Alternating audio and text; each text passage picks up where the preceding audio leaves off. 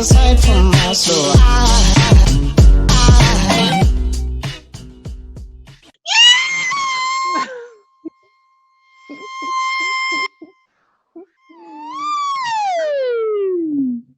Have I got your attention? Welcome to the Inspired Evolution. It is such a treat to be here today.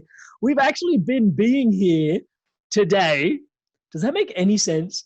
Consistently for 3 years, every week, in a row, on a Monday. How are you? And to mark this auspicious occasion, we have with us none other than Natalie Hendricks. Natalie, how are you? Delighted. Guys, this is a very special treat for myself, maybe even for Nat, maybe even for all of those that are listening in that have been following along. Nat is a global leader in mindfulness leadership training, and she is in more ways than one a mentor to myself and also my wife, not least because of her own relationship with her sadhana. And her biggest claim to fame to date is that she was the first ever guest on the Inspired Evolution. Okay, there was a lot of ego in that, and that was really ridiculous. But nonetheless, she was actually the first ever guest on the Inspired Evolution. And it is just such a blessing to just be here 3 years on, and the ability to have this conversation with you. Just the vibes of reflection, the vibes of just the blessings of just being on a journey together, being inspired to evolve together. And I know when I look at my own journey, and even just last week's episode was with someone that was running for the president for the United States. So it was just like, whoa, like what has happened in 3 years? And just noticing that like, hey, like your journey continues to evolve as well, and just to be, woven on this path together is just such a blessing for myself, my wife. And as I'm talking right now, I'm consciously aware.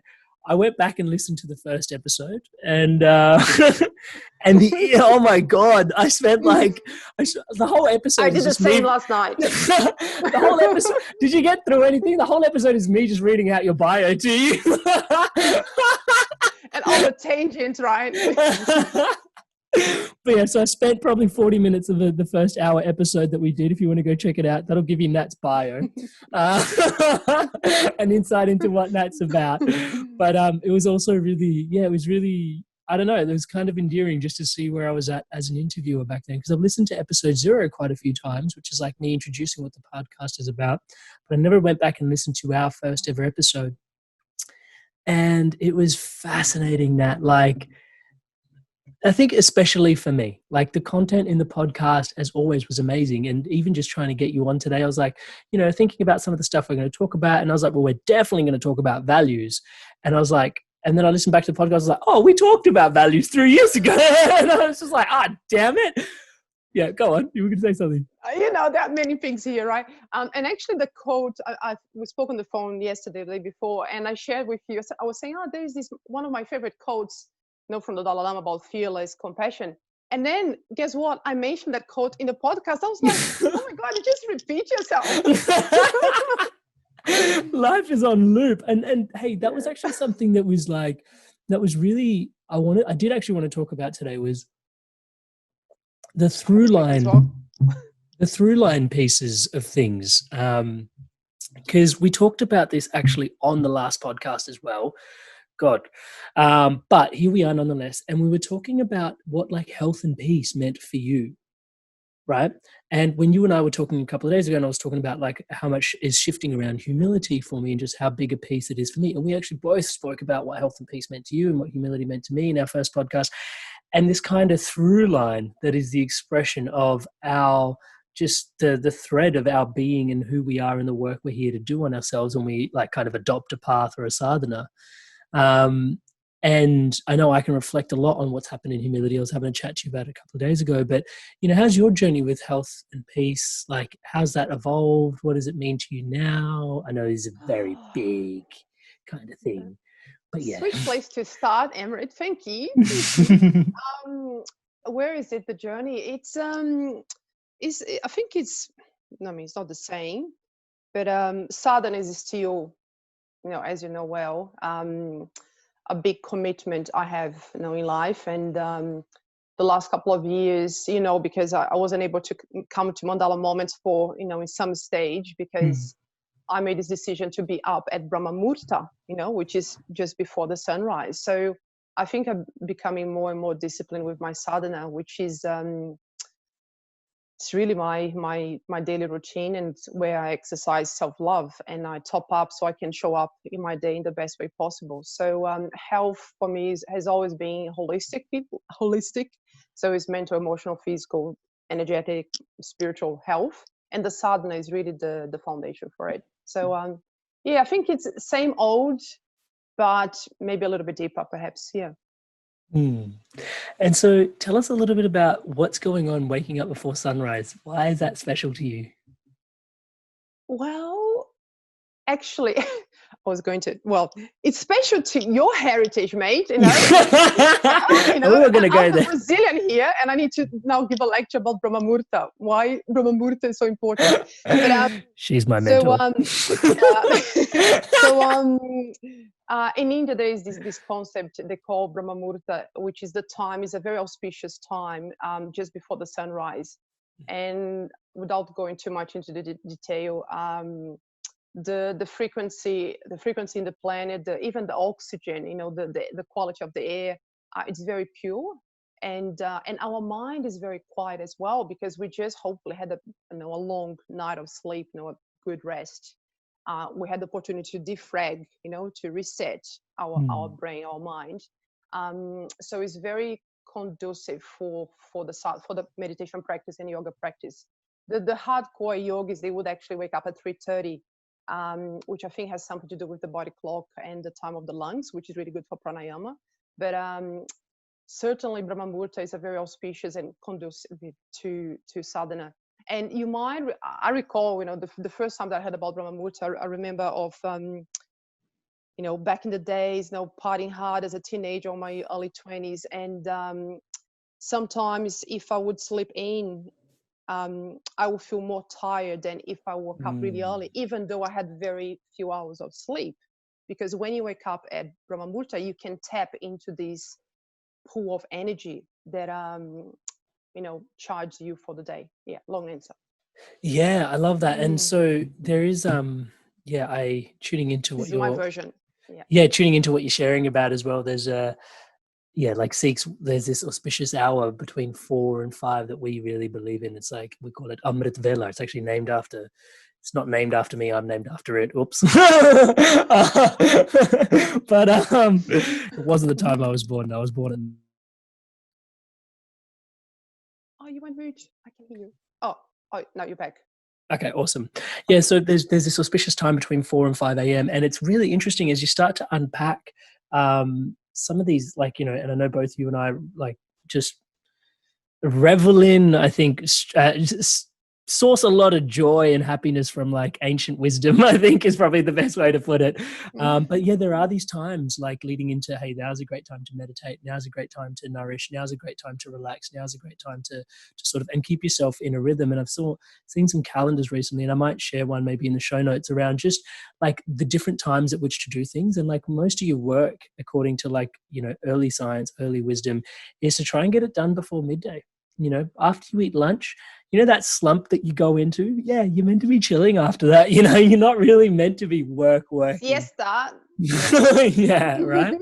So, but yeah, I wanted to dive into that a little bit and go, hey, don't you think it's I think it's noteworthy. So I'm just going to have this chat with you. Is that every year in February, I go to Brazil on my sadhana, right? To just deepen my practice into the forest, take a guitar, take a handpan, bring a drum, learn to make some music. And just the energy and the spirituality that is there, that is, in the forest of Brazil has completely changed my life in so many ways. And I'm Indian. So an Indian man is getting a lot from his spiritual practice in Brazil. And here we are talking to a Brazilian woman who's getting a lot in her spiritual practice from India. So there's something to be remarked about here, right? Well, yeah, I agree. I couldn't agree more. And I keep saying, I was definitely Indian my past life. I'm pretty sure about that. Yeah. And I wouldn't be surprised if you were Brazilian in your past life, you know. Hence, you know, explains the whole thing. So, but like, tell me about sometimes how it's interesting, right? Like how we don't always connect to what is directly in front of us all the time in the most like, you know, like I'm sure there are ways in there is like spirituality in Brazil that is available to you, but it seems to be that an Indian culture calls to you more. And I think when I think about today's time, it just feels like a really special time to be alive. You know, we can talk to Chinese herbal medicine, we can talk yoga from India, we can talk meditation practices from Tibet, and we can incorporate all these different things into the neo tribalistic spiritual person that I am, right? And incorporate and build out my own sadhana. Like, isn't that quite remarkable? Yeah, totally. And two things comes to mind, if I may jump in, Emirates. One, it's in terms of rhythms. You mentioned rhythms and times and calendar. What came to mind was Paul Chek. Have you interviewed Paul Chek already? No, but I'd love to. Okay, because I can He's such a keep beast. up with you. Yeah, so I wanted to ask, you know, have you already did it? Okay, so when I need to write that down though. I need to get please. And please let me know when you do, so I can check your interview with him. You can check out Paul Chek. Yeah, chatting with you. So when I did the holistic health coaching with him, I remember one of the key things that stay with me is this circadian rhythm, you know, topic.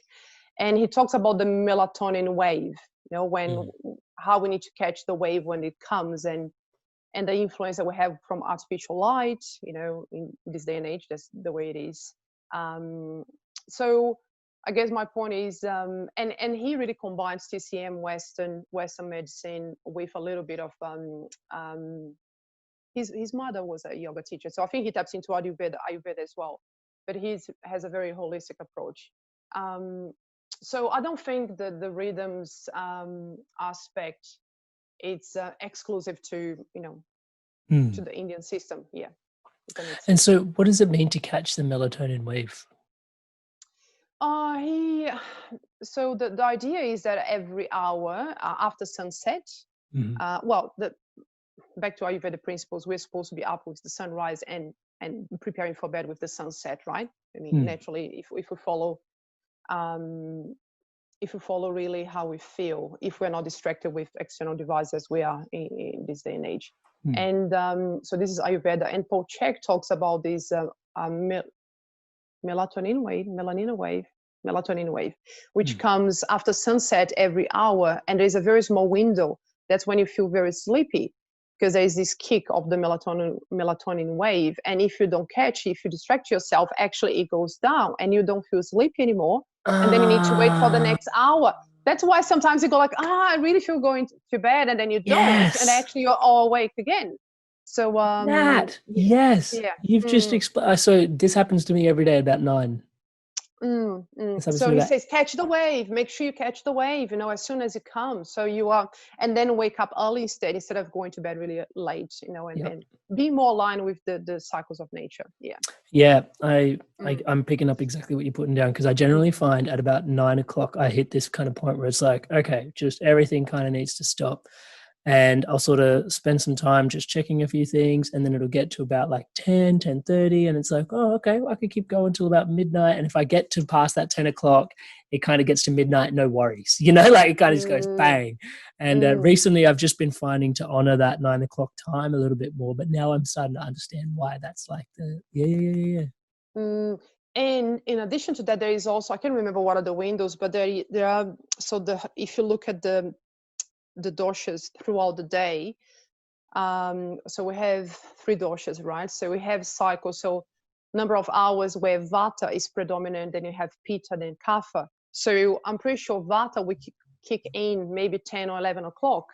So you have kapha, which is the dosha that would help you to go to sleep. So your body's experiencing kapha, let's say, until 10 p.m. But if you don't go to bed, vata will kick in.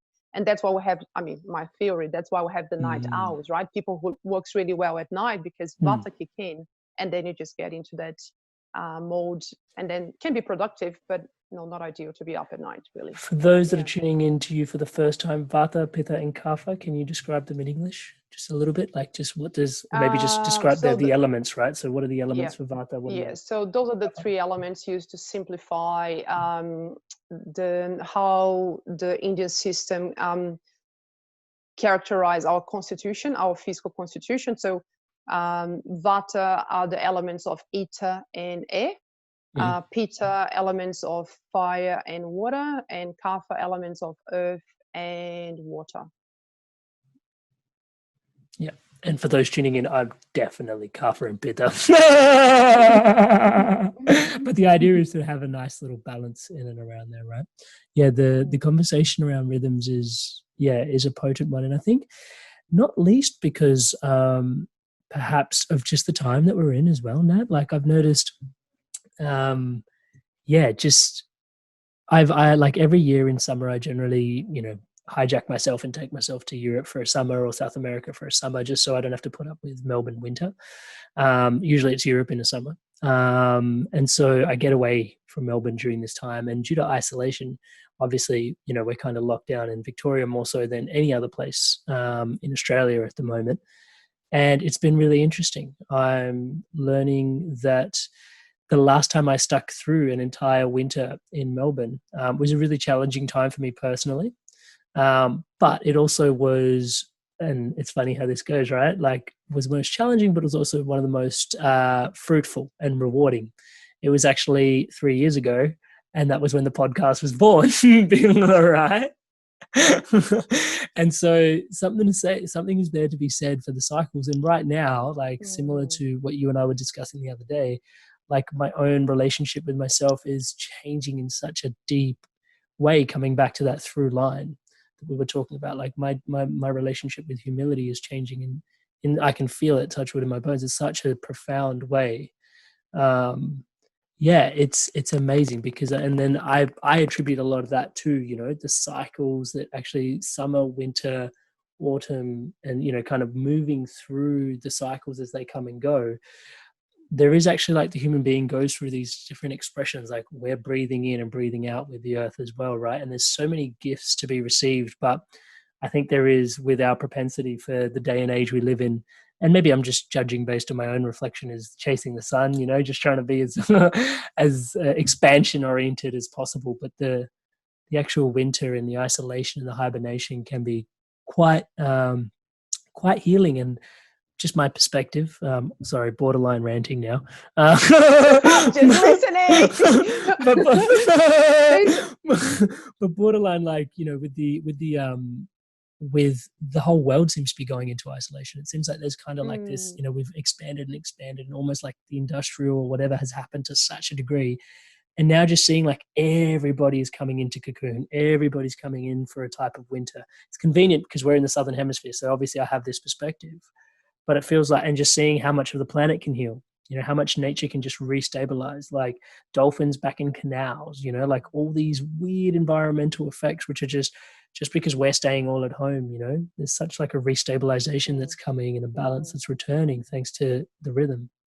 The one thing from your whole spiel there, borderline red. I think that the word that stays in my mind is the role. So each season has a role, and going back to Ayurveda, now they're big on the dinacharya is the routine, the recommended routine that you have on a daily basis for rebalancing the energy in the body. And there is another one that I can't remember the name in Sanskrit, but is the routine you have from season to season. So what to do when between each season transition. So there is a role in each season for us to experience. And then chasing the sun, it's a privilege we have in this day and age, which is wonderful, and from time to time to do that, but do that on a regular basis. I'm curious and I wonder what's the impact that it can have for us, because winter is a time for nourishing and going within, and if we are constantly avoiding that season, I suspect there might be an impact. But just side note. Point number 2, going back really quickly, you mentioned about me being Brazilian and being so identified with the Indian systems and culture, and vice versa, you being connected with the Brazilian culture. I don't know if it's a disclaimer or I'm getting defensive here, but I but I explore my country so much. I travel so much, and I'm definitely really connected with spirituality in the way we do over there. Yeah, definitely aligned. Yeah, I think that's a I great think point. I think yoga in this day. I heard who said that the other day that can't remember that Westerners are taking over yoga, which is a bit of a shame. It was an Indian person. It's a bit of a shame for, I guess, India in a way, because it is and it's not, because it's almost like Westerners are getting more and more knowledgeable about the Indian culture in the sense of yoga and Ayurveda sometimes than locals. And now I think it's almost like it's a global asset, so it still belongs to India, but it's now it's permeating, it's available everywhere really. So It's it belongs interesting to that. it belongs to humanity. Yeah, yeah, I love that. Yeah, Yeah. and yeah, thank you for Mm. pointing that out, because yeah, obviously I definitely cannot discount my heritage. Like, it gives me so much, like being Indian, being Sikh by faith, like the whole spiritual foundation and construct is there. It's more, yeah, when I reflect on what Brazil means to me, it's more the exploration of my spirituality. It's like the foundation is like solidly Indian, and it's like, oh, and then creative expression is like what the spirit enjoys, and it's like, okay, Brazil gives so much, there's so much expression in Brazil, for me to Mm. find. So yeah, thank you for dialing in that. Yeah. And you see, like, she picks up on the subtle nuances, and she just bang, just makes them like real solid. Like, so you really understand what's going on for you yourself. This is why we love you, Nat. Thank you so much. Hey, I wanted to chat about, we're talking about, just before we were talking about Brazil and India, we were talking about rhythms and nature, and having actually maybe different aspects of your sadhana kick in with the seasons, and, just tailoring your sadhana and your practices for the seasons. One of the things I'm not sure I can articulate this into a question the way that I want to, but I'm going to give it kind of a shot. The words that are coming up for me are like mindfulness up the top here, and then awareness, and then nature, like kind of at the root here. And so what I'm trying to say is, like, obviously, you're an incredible mindfulness teacher and an amazing ambassador for mindfulness as well. For anybody that tunes into Nat's frequency, just hanging out with her is just such a blessing. We ended up talking on the last podcast about, just random, like, okay, well, I got into massage therapy, and then someone was like, thank you for the Reiki. And you're like, what? I didn't do any Reiki, but it's, it's Nat's vibe, y'all. It's Nat's vibe. Touch wood. And so the mindfulness in and around there. But then also going deeper into, okay, mindfulness is a gateway into awareness. Yeah. But then also that gateway kind of leads us back, obviously, to our own inner nature. But then also this awareness of the nature and the cycles and the rhythms of the world that we inhabit and how we're living with it. Do you find, and I think this is the question I wanted to ask you, is deepening your sadhana, deepening your practice, connecting more to your inner nature, connecting to nature around you, finding your way with the world, is such a, like, when I tune into your frequency, there's so much going on in there, and I learn so much in these conversations that you and I have every time, no matter how close they are together or how far between they are.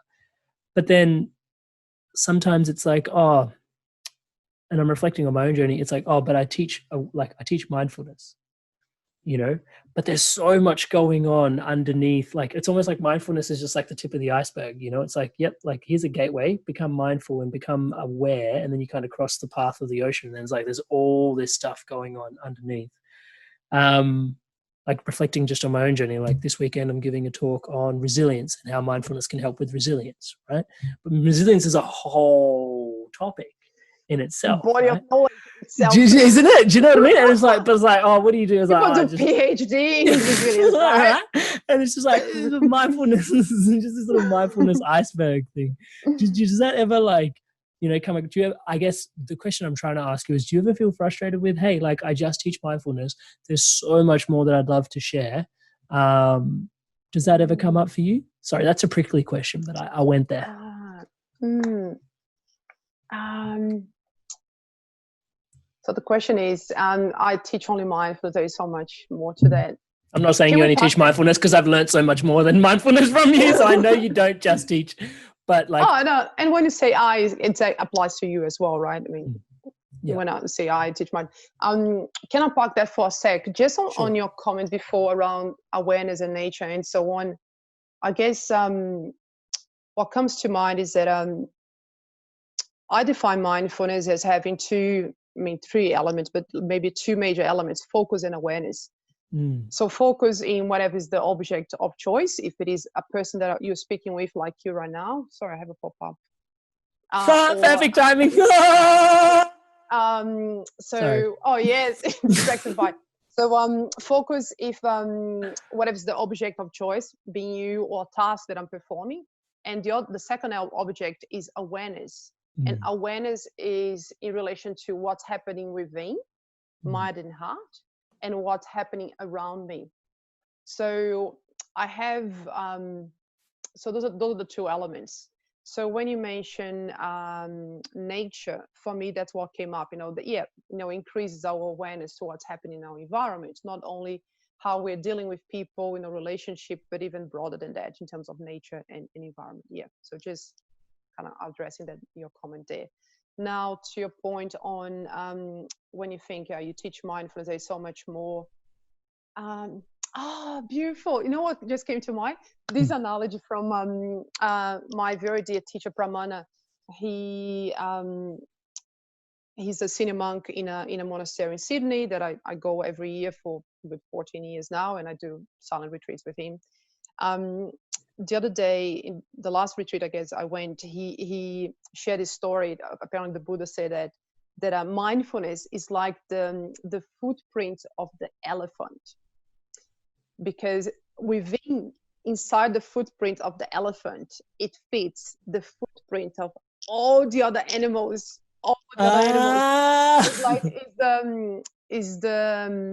It encompasses all the other qualities: kindness, patience, acceptance, forgiveness, etc., all positive traits. So how does that link to your point, Emery? Let me try to go back. Well, I think it links very well.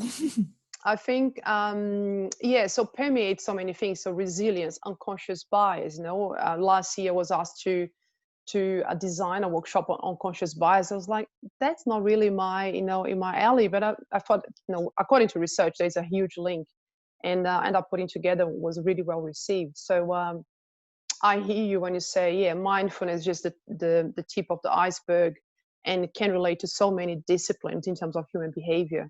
So many areas. Yeah, amazing. And Nat, when we last got you on to the show, what a funny thing to call it, the podcast, we just called it that.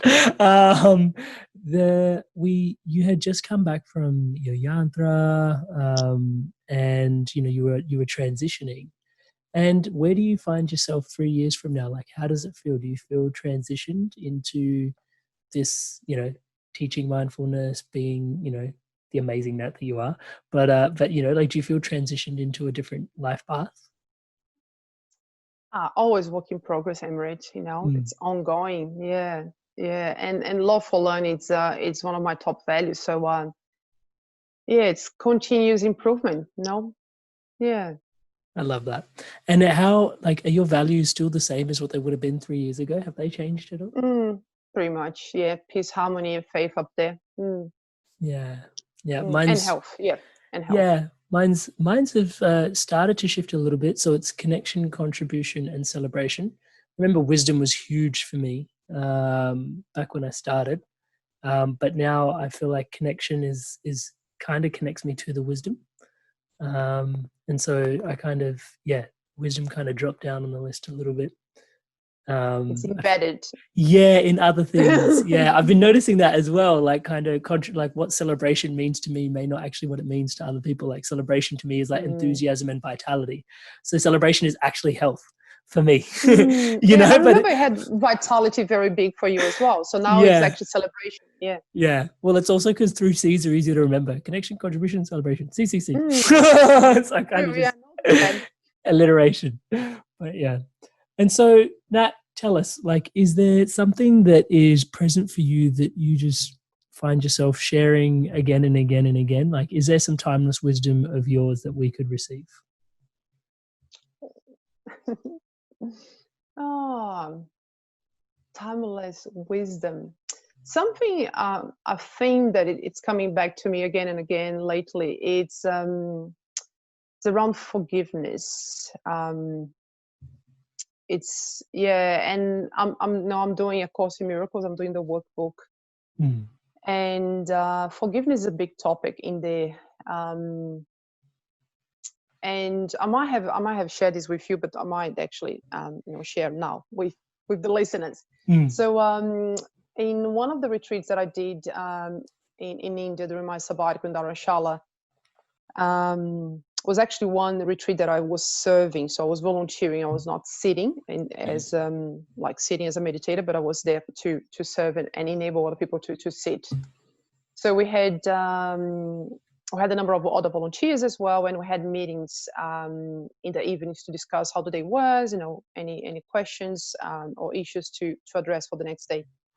And I remember the very first day when we had that meeting.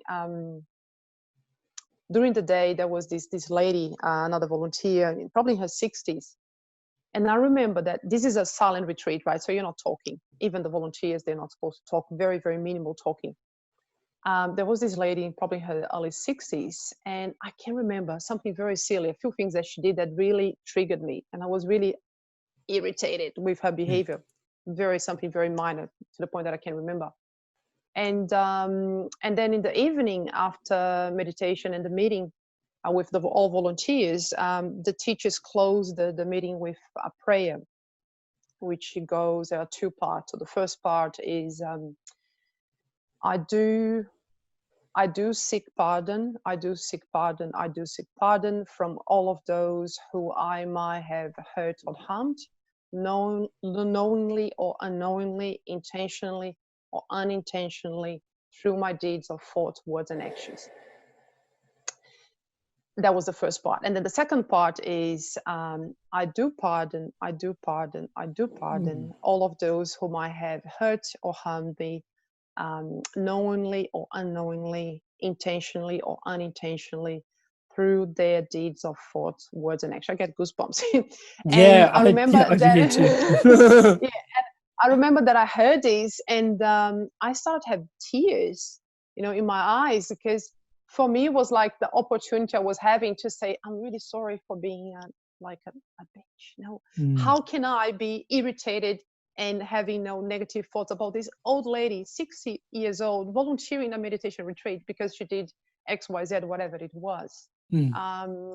So that was just very simple little prayer about forgiveness. And what I like it so much, Emre, is because it reminds us that we feel hurt sometimes. People do stuff knowingly or unknowingly that hurt us, but we also do. And sometimes we don't know. And not necessarily with what we do and what we say, but even just with our thoughts. So that's a little prayer that I think it's very precious. And I try to go there. I mean, I don't really do every evening, but I have this intention to be a habit to develop, every evening before bed, to just review that. Yeah, thank you so much for sharing that. Forgiveness is, it's a huge one. When we had Neil Donald Walsh on, he talked a lot about forgiveness and compassion, and it was, we don't really realize that holding on to things that we're trying to forgive is like us holding on to literally a ball of fire. It's like you're burning your own hand. Can you let it go? And it's like, and even just the theory of yep, okay, even if I understand that, yep, me needing, I need to forgive someone for something, but it's so hard to do. And I'm no, because then I'll drop the charge and then I won't get the outcome that I want. Even understanding the theory, oftentimes I found that I would not practice it. I wouldn't practice forgiveness. I'd just be like, no, holding this person to account is actually what's, driving me to get a certain outcome from them or something. And then over time, I've come to realize that the triggers are so deep and they're so immature. where we respond from a lack of forgiveness. Oh, judgmental. Yeah. Highly judgmental. Right. Yeah. And when we try to operate from that space with a lack of forgiveness before we take our action, it always comes out in a really ugly fashion, and not like, it just comes out in a way that it would be so much more graceful if, you know, you, and I've had some experiences recently where I've just had to go, you know what, a really shitty situation has happened, but this other person, and the key for me is always trying to see it from the other person's eyes. You know, it's like forgiveness is like, if we tap into compassion and seeing it from the other person's eyes, it's like they're not intentionally trying to screw you over. You know, they're just in a really shit situation. And sometimes human beings are in a really shit situation where it feels like, how I can't even understand your perspective. But nonetheless, you know, like, and I love the kind of Scandinavian outlook on things these days, which is like, let's shut down prisons and just open up therapy centers, you know, because only traumatized people commit crimes, you know. Hurt people, right? Yeah, exactly. One that. of my favorite ever. Yeah, exactly. Simple. That. Yeah, and Yeah. it's fascinating. And on that, like the invitation around compassion, I was reflecting on when I was listening back to our podcast as well. Just what like you were talking about self-compassion in our last podcast 3 years ago. And like I thought I knew kind of what that meant. And it's interesting, kind of like maybe today's podcast, the theme is about the through lines a little bit. And I had some level of self-compassion then for sure. But recently, like in the last 2 weeks, like I've had a massive shift around my own base. And it feels like the key actually in there is radical self-acceptance. And we talk about forgiveness, and there's certain things about just like what I feel like I need people to forgive me for, and what I feel like I should be forgiving others on. And just this body of work around radical acceptance has been huge for me. And I was I was surprised to just listen back to our podcast and go, oh, we'll talk about self-compassion like 3 years ago. And it took like 3 years for it to like drop in. And it's really interesting just sort of seeing. And I often like take that with some humility as well, and sort of realize actually 3 years from now, everything we're talking about is going to mean something completely different. You know, like art is subjective to the beholder at the end of the day. And this is just a conversation, and what comes out on it. I think that's one of the things I've learned. But yeah, radical self-acceptance was a big topic, and you and I were talking about it just a couple of days ago. And it came actually for me from the Marianne Williamson podcast. That podcast was quite seminal in my journey, and it shifted a lot of things around power and love I was sharing with you. And one of the things I've spoken about a couple of times in the podcast, I might just take a quick minute to just share it. So this idea of humility always being like my path, and just like ever driving for humility, is like a tenet of the Sikh faith, is to always be humble. But like I had this kind of push to like, you got to push for humility, like you got to strive for humility. And I was sharing with you like that striving is such a visceral kind of movement, that in the stillness at the back end of all that movement is actually the ego, right? So it's like pushing for humility all the time is not, you cannot discount the ego that you're pushing away from, you know, like you're pushing off your ego to go into all of that humility. And so the conversation from there is like a whole new way, is like this way of radical acceptance of just going, truly, like if you're humble, everything just is, bro. Like just relax. There's no need to strive for humility. Like be humble and accept, and just, you know, the gifts, the bad, everything. And I started diving into Tara Brach's book, Radical Self-Acceptance, and it's been a complete game changer. And for me, I read it 3 years ago, but again, similar sort of story to the podcast now, right? Like I read it 3 years ago and it didn't really land. And now I'm reading it, and like every 15 minutes I have to put it down and assimilate what she's just said and like integrate all the wisdom, which has just been huge. But one of the things that came through was this conversation around there being two spiritual paths. Yeah. There's plenty of spiritual paths, but she said like widely, like we kind of like widely, as a kind of rule of thumb, blanket kind of gross statement, there's two spiritual paths. One is this kind of like focus on what's pure and drive towards it and just shun everything else, and just keep focusing on purity and keep going towards that enlightenment that you're seeking, right? Just keep pushing for that and everything else is just in the way. It's not on the way. And the other path, the second spiritual path, she goes, is actually, it's more feminine. It's a little bit more mature. But it's actually everything that is on the way is the way. It's like accepting that, like, even my shame, even my guilt, even my ego, like all these things that, if I can just learn to honor and hold space for that, on the other side of that is the liberation and the freedom that I'm looking for. But can I learn to accept it? And we had this really deep conversation, all of that to build some context around me sharing with you that, hey, like, I'm learning to deepen my mindfulness practice to not just observe, but also allow myself to feel things and not be afraid of feeling things as a tool to allowing them to shift in my practice. And we talked about this subtlety between, it's great to feel, but don't indulge, Amrit. Can we unpack that a little bit further here today, Nat? Like feeling versus indulging? Oh man, I have 50 things. I'm trying, like, holding back. You do a great job of it. Okay, I'm gonna just go off tangent, and you need to bring me back, all right? Because I'm just gonna go popcorn. Gotcha. Just on forgiveness before. I think the hurt people. That's one, clearly, and the inner critic, the forgiveness or forgiving ourselves, it's critical as well, right? And I agree, radical acceptance is the cornerstone of self-compassion. So to be able to exercise self-compassion, self-love, you need to accept yourself in the first place. And I think something that helps a lot with forgiveness, and the interesting thing is, I always felt I was pretty good, because I don't hold resentment, and I'm a very forgiving person. But something that I heard recently is there are so many layers, so many layers. Sometimes you think you've forgiven someone or something, and actually there's a little bit of resentment there that sometimes comes to the surface, and you go like, where is this coming from? The annoying thing is, no one will tell you that. Only you can tell you that it's there as well. Exactly. It's like, you've got to be real with yourself. So there are many layers. And I think something that happens, I guess, what you went on, understanding where the person is coming from, it's reminding yourself and having the intention to see the innocence in each person, which is strive to see the higher self in each brother and sister. And seeing beyond the mask, the ego mask that we all wear, right?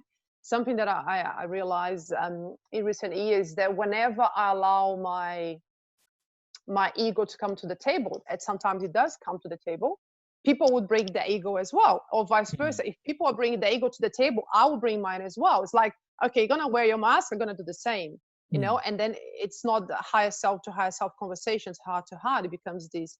So once we are conscious that we are all perfect in terms of higher self, and we all have this lower self that needs to prove, is competitive and have all these qualities, sometimes beneficial, sometimes not so much. So if you keep in mind that we are all wearing masks from time to time, I think it becomes easier to forgive and to judge less, to be less critical, and so on. Anyway, so close that, if that make any sense. It does. Now bring me back. Where were we? We were talking about when you start to go into that self-acceptance, and going into things and allowing yourself to actually sit with things as opposed to just observing things. Cool invitation, bro, but be mindful once again to feel and not to get indulgent in your feelings. Yeah, the two paths from Tara Brach. I agree. And that's probably the more simplistic path, aiming for the good stuff, the good traits, the light, and so on. And about the analogy of the light. If you want to get rid of darkness, you turn on the light, and then it's gone. So if you want to get rid of arrogance, you cultivate humility. There will be no space for arrogance, because they cannot coexist. So that's, I think, is the natural, easy, or more common path. I wonder if what she was alluding to was to use those experiences, whatever they are, to teach us lessons. But we need to bring the light of awareness, because just going through life, if we don't bring the light of awareness, there's not much to learn in the second path. Can you just recap the second path again? What was the second spiritual path? Yeah, it's much like what you're sharing. It's basically, and I'm paraphrasing it. Please, if you want the proper, go listen to Tara Brach's book. It's called Radical Acceptance. It's a quick 3-hour audio book. It's amazingly well written. But the second path she invites is more just accepting things as they are, right? So even my shame, even my guilt, even my ego, even my darkness. And she goes, actually, this is like a path that we feel we like almost are nervous about treading down, because it's like, my shame might overcome me, and it becomes like this whole thing. But she goes, in ancient religions, like they've actually made deities for this thing, and they actually worship these deities, and they kind of go through that as a gateway to actually finding like acceptance and just sort of being like, okay, it is, You were going to say many things. Yeah, I guess I understand that we definitely cannot suppress, because there's no point in suppressing any of those experiences or feelings, because they would just build up and come out somewhere else in another shape or form. But we need to be very careful not to indulge and swim in it and go like, yeah, no, I'll just stay here, and that's fine. So yeah, very fine line. Very fine line. And I'm finding there's also another fine line in the word that you used is suppress, and I find that word to be very timely that you just mentioned that word. Like, you don't want to suppress. The whole conversation around suppress and acknowledge, and that's actually my rub, which is like humility and like ego. And once we put the light of awareness on it, whatever is the feeling, we will notice that it's actually impermanent and it will dissolve. But we need to bring our attention, the light of our attention. So in Vipassana, it's, in the Goenka tradition of Vipassana, it's very common that, and they use bioscan a lot. So you have like a pain, you have a pain in the knee, or your leg is numb. And one recommendation is actually just sit with it. It's a negative feeling or negative sensation, could be pain or could be anger, for example. So you are not escaping, you're not getting up and going to the toilet, you are sitting with it. You're staying there. And if you have enough courage and enough courage and equanimity to stay, to accept and go like, okay, I'm staying with this, eventually, magically, you notice that goes away. That dissolves, because it's not real anyway, without going too much into absolute reality and and relative reality. But it is not real. So if you bring your attention, your awareness, the light of your awareness, the light of your attention, it won't last long. But you need to be present with it. And when you are, you see that it goes and reach a peak, and then eventually will dissolve. Well, that's my experience, actually. Same. And I'm learning the truth. I'm learning that now. And one of the things that just an invitation to actually sit with things on a deeper level and actually be okay with not being okay, I guess, is kind of the conversation that we're having right now, which again is probably a timely conversation because of the whole COVID situation as well. So but yeah, the being okay with not being okay was I was remarking on this with you the other day, which was, there was this, I've just mentioned Sadhguru. I love him. I love listening to what he has to say, and some of his stuff's really not for me, but most of the stuff is like, whoa, that was amazing.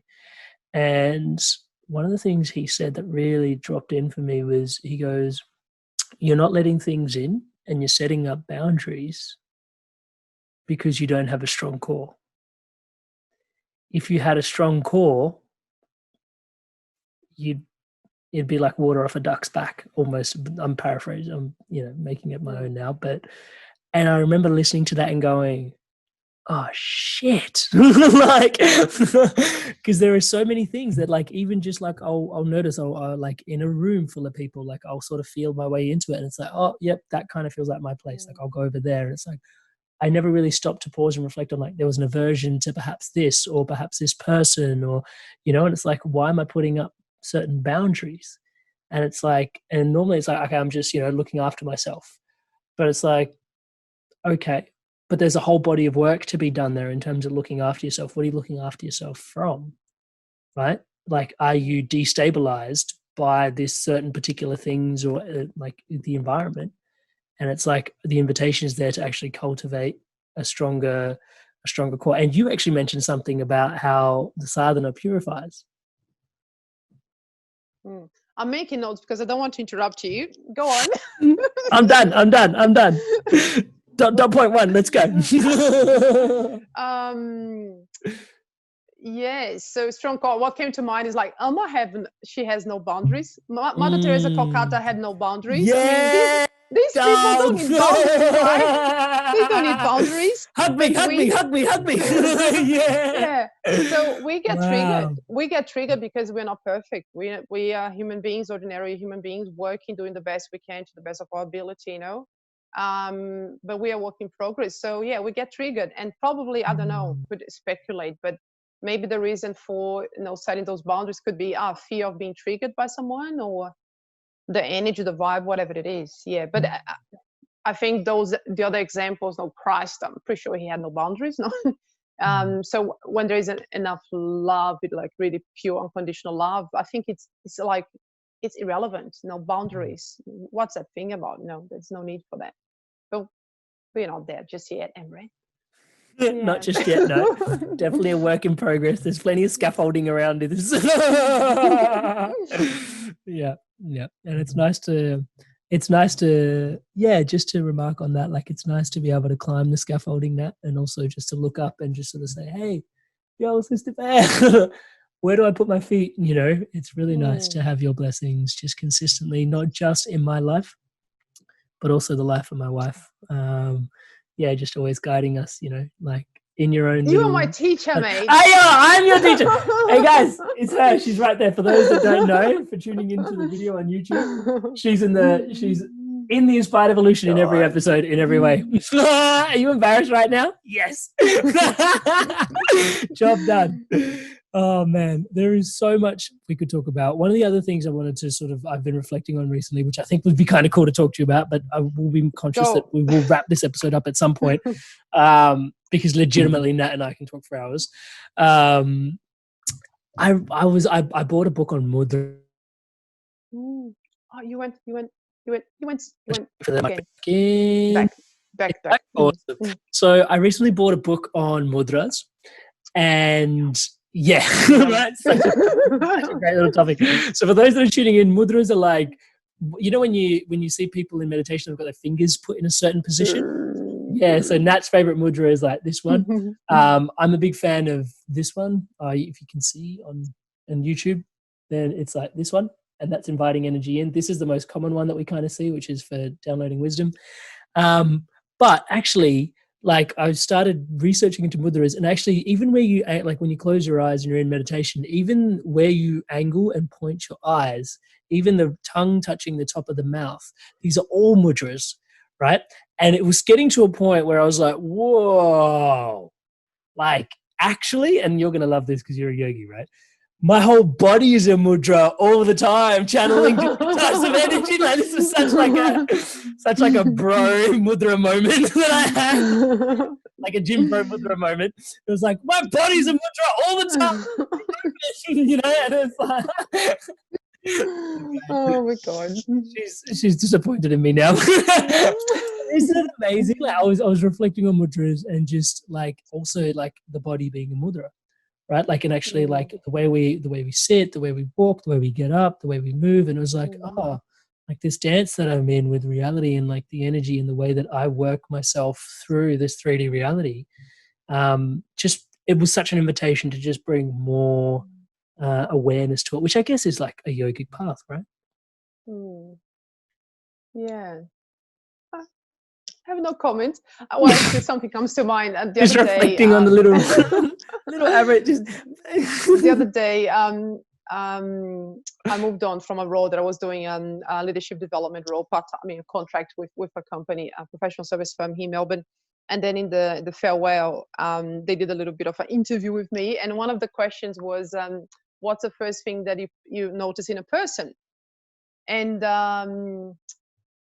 some people, and they were trying to guess what was the answer. And some people said the smile, the aura. And I was like, am I that woo? People would say, aura, what the hell? And my answer was actually the posture, the posture, because it is, I mean, it says so much, right? I mean, without being judgmental again, but you can tell so much about someone's posture, right? Paul Chek is huge on that, even the alignment of the neck with the spine, and so many cues. So yeah, I never thought I must confess, Emma, I never thought about your whole body as a mudra. Yeah. But I guess I understand where you're coming from. Yeah. But you expect nothing less from me, right? So like I lived up to your expectations. This is what you're cheering on, by the way, these little insights that I have.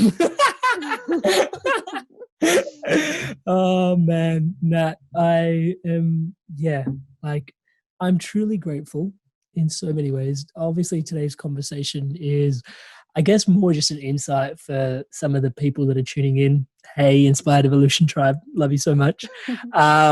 Just for an insight of what it's like, just some of the chats that we get to have. And we've had these chats, after Mandala Moments, I'll be dropping you home, and it's almost like 2 a.m. after Mandala Moments, and it'll be like 4 a.m. and we're still sitting there in the car, like inside the car, freezing, just like downloading and sharing and downloading and sharing. It's like it's like this all the time. But it's really a blessing just to be able to share, and even just the Inspired Evolution holding space for a brother and a sister to just connect and share their vibes with the world. So it really means a lot to me that you would say yes to be here. Also, just the space that you hold consistently in my life, in my wife's life, in Kay's life. Just the love and the grace with which, you just are always, egging us on and just wishing us the best. It means so much to us. But also, like, if I can get a little bit metaphysical about it, like, it's not lost on me that the first ever podcast was with you. There was a reason it was so important for me to start the podcast off on such a note, when what the Inspired Evolution means to me in my heart, always being growing, and just like 3 years on, I feel like you and I could almost just do an episode every week, and I'd still be downloading more, and we'd literally be having conversations that would facilitate that growth. And not least because you do so much of the growing and the work on yourself, like you embody it. It's not just about, these are great ideas, but you're actually the embodiment of the ideas, and the grace with which you walk that out into the world is truly inspirational for us. So in many wacky ways, and all the good ways and all the blessed ways, thank you for your blessings. Thank you for your time here today. Thank you for sharing yourself with us. Thank you for teaching us, Emma. I was reflecting on it, how anyone can be our teacher, right? I mean, people that you meet on the street, and say something to you, they can teach us. Totally. Now that I'm teaching, I was invited last year to teach at uni, which completely unexpected teaching. And it's like master students, and I call them kids, but they are like mid-20s. They are like adults, right? But in my mind, they are like kids. And I remember marking the assignments. I was like, oh my God, some amazing stories and lessons, very mature and very inspiring stories from these kids. So anyone really can be our teacher. Having said that, you, mate, with your journey, it's been absolutely ridiculous. I remember, I need to go there. This is a public conversation, right? It's not just me and you, but I don't care, So I still remember, and I think it's valid to share. I remember, what was the first one that I went like, what's going on here? I heard, was it Dr. Demartini when we were talking about values? Yes. Because we spoke about values. I still remember when I think I was back from my sabbatical. I was in the tram coming back from work, come back from the city, and you called me, and I still remember I was in the very end of the 96 tram, and we were having this chat, and I said something about, what are your values? And we had this values conversation. So when I received the newsletter from Inspired Evolution, and I started listening, and you were talking about values, and I was like, how cute, Emirates talking about values in his podcast. feeling like the teacher and the pupil, and then you come and you start like introducing Dr. Joe DeMartini. I was like, what's going on here? Interview DeMartini, and I was like, oh my God, I was so proud. And I was like, look at this. And then, of course, I now can't keep up with you. And then I think the next one that I went, I was like, that one I think was in the Dr. DeMartini was on the phone. And this one I think was on the laptop, because I remember seeing the screen, you in one side and Eckhart Tolle in the other side. I was like, again, hanging out with Eckhart Tolle. And yeah, and then of course, last not least, now I received an SMS from you this week or last week. This week, right? This week, yeah. This week feels like ages ago already. Breaking up the news that you interviewed Marianne Williamson. And I knew that one would mean a lot to you, so that was like, and yeah. Yeah. So I guess my point is, it's been incredible, journey that you've been on, and learning so much from you. And I don't have words to describe him. He's way beyond proud, when I listen to the podcast, and I listen to the last couple of ones that I listened yesterday over lunch, and the rest at the end of the day with Kamal, the and the depth of the conversation. I was like, go Everett, I'm so proud. And he was in love with you. He's love. So he's in love with everything. He's loving himself. He's loving everything. He was feeling so loved. There was so much gratitude, because he could see all the work you did researching him and truly understanding and putting his teachings into practice and having these insights and transformation. So yeah, you teach all of us, so we're very grateful. I wish you keep very healthy and high energy for many decades to come. First, doing your all work. The blessings. So you keep doing your work and blessing us. Yes, because not only your generation, but many other generations need your work. So yeah. Thank you for your blessings, Matt. They mean the world to me. And even as you're sharing that, I can't help but get out the image of, like, I remember it like legitimately like it was yesterday, or like even earlier this morning, me getting in the car. I was at work. I wagged work. I basically, I don't know, I can't even remember what I did, but I left work for half the day, and I drove around to your place, had my big bulky laptop at the time, had my first ever podcast microphone. We sat in your living room, and I'm just like, okay, checklist. Don't forget to press record. I've been to the bathroom, and I was like checking through my and just going through my check. And I'm like, what are we doing? Okay, sure. And I kept you for 2 hours, and you were so graceful through the whole process. So it's been such a trip. It's been such a journey, and it just, one of the things, even just in coaching, I get to, the embodiment piece is really profound, because it's just like, hey, 3 years ago, I had no idea what was going on, but I was just kind of inspired to let go and just trust. Everybody was like, do a podcast. I didn't want to do a podcast, but I sort of surrendered and just kind of followed the signs and the path and did it. And when we think about transformation, it's like, dude, we feel like 10 years from now, we're going to be someone different, but we don't actually know how to actuate that. And my dream was to be an international speaker. Like, that was my dream. And I still, in my head, feel like that's my dream, like international speaker. But it already happened like a year ago. And I'm still kind of like, my dream is to, it's so bizarro, like how much can happen in just a year, 2 years, and 3 years. Like, in the day-to-day living of it doesn't feel like that long. Like, it feels like just yesterday I was coming to see you. And then, with intention and clarity, as you advocate, so much can happen. Yeah, not but. And I think you need to own and take the merit as well. Because one thing that came to mind before you mentioned the 1 year, the dream of becoming an international speaker was, I remember I have a career coach that I work with her on and off for a good 10 years now. And when I decided to leave consulting, IT consulting back in the days, I remember in one conversation she said something that really stayed with me. She said that people often overestimate what they can do in 1 year, and they underestimate what they can do in 5. And at the time, my dream was to become a part-time yoga teacher and a part-time, working in IT, which is very cute when I look back now. That sounded like it had a little bit of self-judgment in there. I love you. You can love you. And I can't remember how long it took me to do that, but that was the dream, because that's what I could think of. Yeah.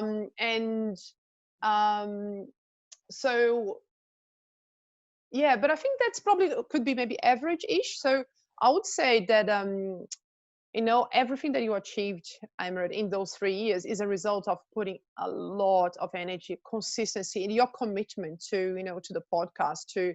I remember have seen, sometimes you're overseas and I still receiving that. I was like, oh my God, he's overseas and he's finding someone to somehow, commit and keep up with his word to publish every Monday. Even Christmas, I don't know, I've seen he's some random days, like he's not giving himself a break. No, super committed. So I think the results you are getting, it's for those who are coached by you, putting the effort, it doesn't come for free, it's the result of your commitment. Yeah.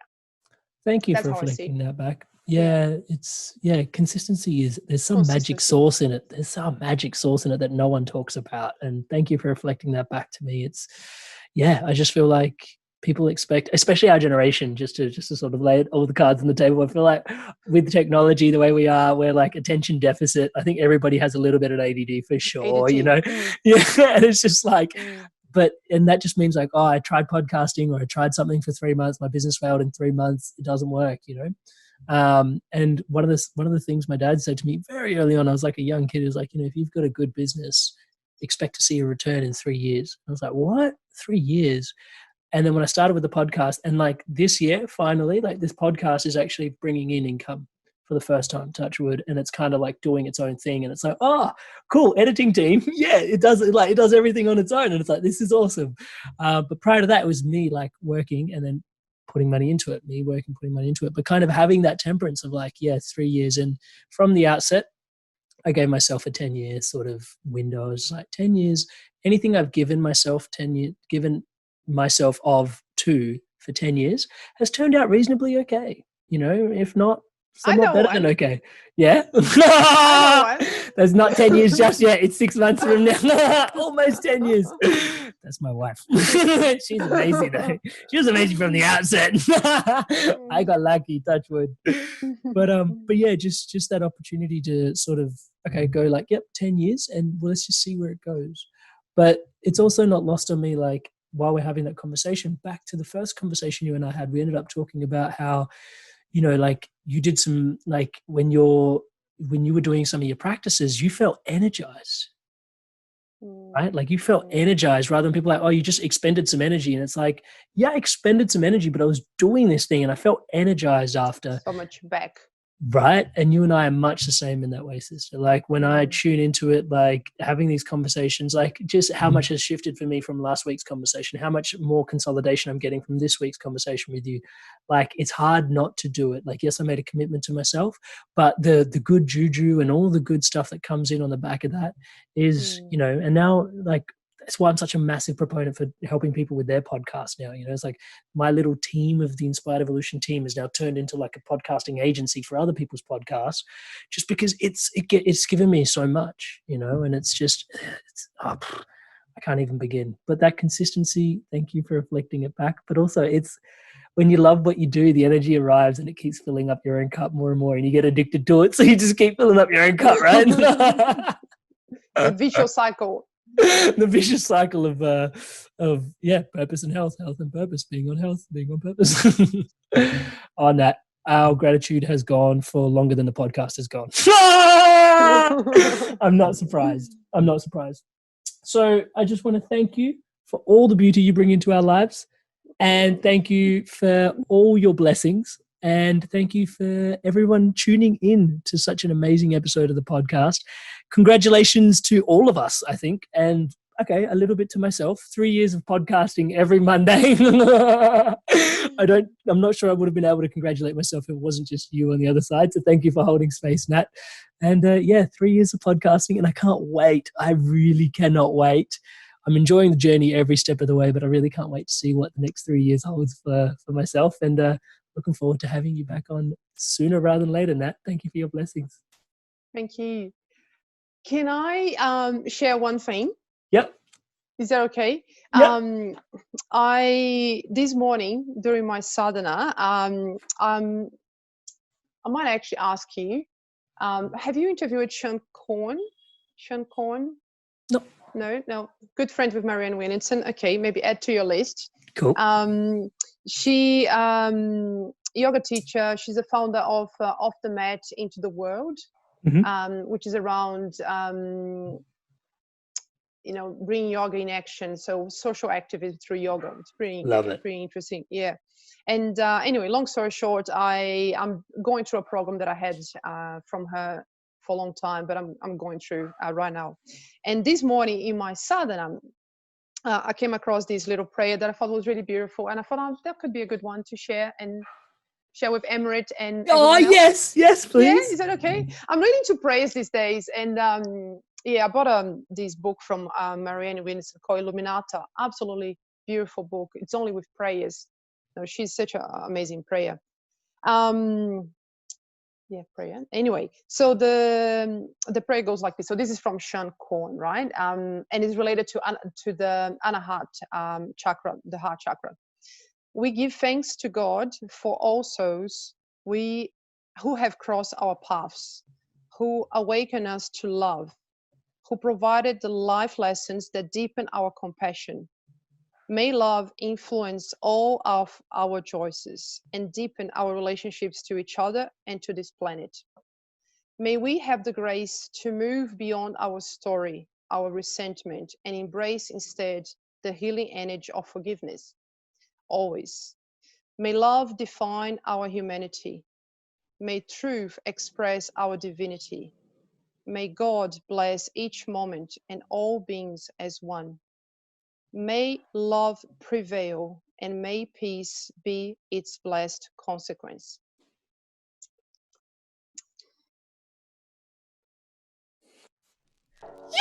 Hey guys, if you enjoyed this video, give it a like, leave us a comment, and if you want to stay in tune for new episodes launching every Monday, hit subscribe, and I'll see you in the next video. Stay inspired to evolve.